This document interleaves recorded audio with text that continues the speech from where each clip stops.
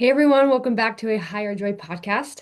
My name is Angie Brady, and let's get going. I'm so grateful to be here, and I've been thinking a lot lately about storytelling and the power that storytelling plays in our life, and how when we are true to our story and when we are um, willing to share authentically from what we know and what we have observed and what our perspectives are, that's when change can happen. And as I've reflected this last week, as we've had Charlie Kirk assassinated and the life and legacy that he left here as only a 31-year-old man. And it made me think a lot about my story. What kind of things and what am I leaving behind for people to be remembered by?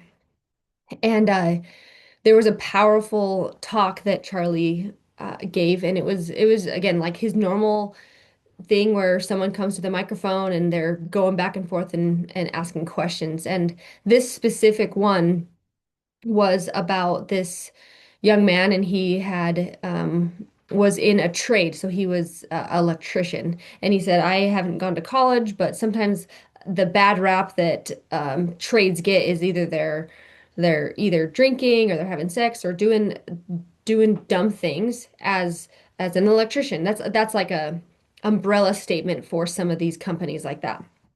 And he was stating, this man that was talking to Charlie was like, I don't want to be known by that. Like, I love Jesus, and how do I still become an amazing electrician and not have that stigma of, oh, can I trust you because you may drink and do all of these may quote unquote negative things that could affect our business, affect his business. And Charlie said um a couple things in there that I just loved, and it really resonated with me as a business owner, as Ian and I own our powder coating shop. Uh, Kind of in, not necessarily in that same umbrella, but you kind of can get like, oh, you're just like a powder coating shop, or you're a welder, like you must have not gone to school. Like there's that overall stigma that you can get. And but this young man, when he was talking to Charlie,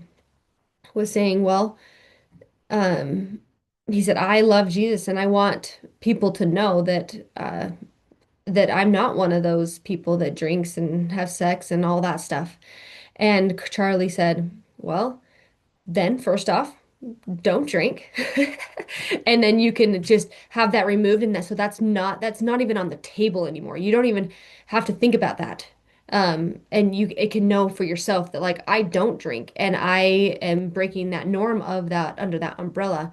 And then he said, as I'm trying to remember there were a few other things that oh yeah, this man was like, oh, I love Jesus and I want people, not that I want to go around preaching about like praise Jesus, come be an electrician with me.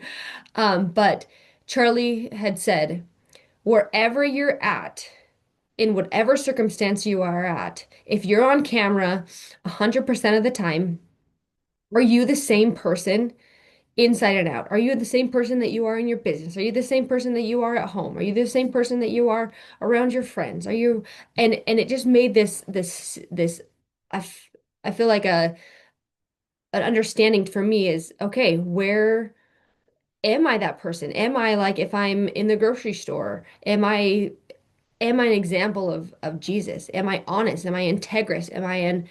Uh, am I around the people that I want to be around? Am I listening to the things that I want to listen to? Am I listening to uplifting podcasts? Am I listening to looking at uplifting videos? What is coming inside my brain is so important for that outward expression of what I'm going to be doing. And so it made me think a lot about our powder coating shop. We're just so fired up. We're pumped. We're excited to, I mean, we've been rocking and rolling, but we are just getting like all of the business details ironed out. And it just made me think, okay, well, now that I am a business owner, now that I'm a mom, not that these titles are like only the only person I am because deep down I know that I am a child of God and I am loved, and that is the most important value, and I'm a disciple of Jesus Christ. But in all of these arenas that I am in, will people notice me as a disciple of Christ? Will people know that I love Jesus? Will people know that God is the main focus of my life? But I can still do a business. I can still be my mom. I still be a mom. I can still be around my friends, and I can still portray my values. And when I walk when I am in each environment, um, what will I be remembered by? And I feel like Charlie Kirk had a statement. He was a man of God and he wanted to do what's right. Yes, there are faults that he has. Yes, there are things that he could have said a little bit nicer. Yes, there's truth to all of these things. But deep down, when we go and reflect about his life, what do we remember? Do we remember his boldness in declaring his love for God? I I didn't actually know him before he passed away, but now that I listen to him, he's very influential, and I can tell that he had a heart to do what's right. And he truly did leave a legacy, and I feel like that is changing the way that other people are able to want to live their life. And and these simple acts of daily like what am I doing daily to build that character? And that's why I think this story is so important because as we tell our story is those little things that we do daily that surmount to something amazing and really big, just like what Charlie did. And I'm just so grateful. And as I listened to that and as reflected on my life, I thought about Ian. I thought about my husband. I thought, wow, he is a man of God. He truly does want to make people better. And I remember specifically one time when we were selling, well, it was many times, but one specific time that I remember was we were out in Texas and we were selling pest control. And he knocked on this guy's door. I don't think he even ended up um, buying the pest control, but um, he was like working on his garage. This customer, or I guess this person that Ian had talked to on the doorstep, uh, and he was trying to fix his garage. And Ian just like put down his work. He said like, "Oh, can I help you fix your garage?" Like I don't know that like that type of character is so cool to think that like oh, this man needs my help right here. I can tighten this screw. I can move this garage so it can close better. And it reassured me that yes, we are not perfect. Yes, we may make mistakes, but our core and our individual self is to help and serve and become a disciple of Jesus Christ because maybe that man when we were in Texas, what he needed that day was to help someone to help him in his garage.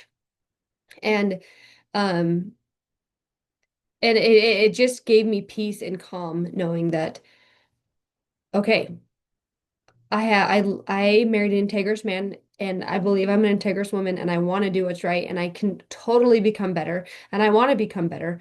But remember, what story am I leaving? And what legacy do I want to leave?